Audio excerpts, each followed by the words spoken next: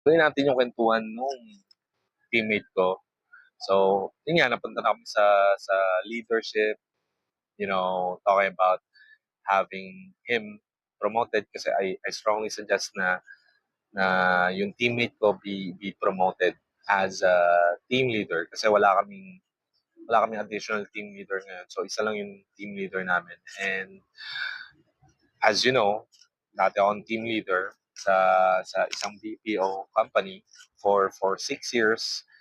And now I like being an individual contributor.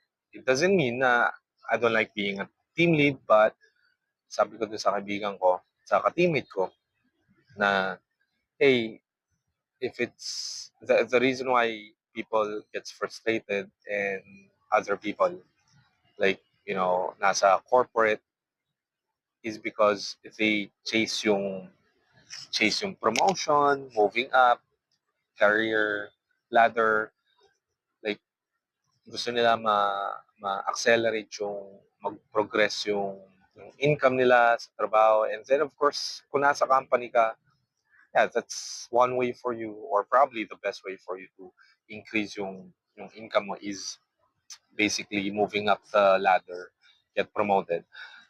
But that's also one big reason you'll be frustrated. Kasi sabi niya nung teammate ko na pag peak ng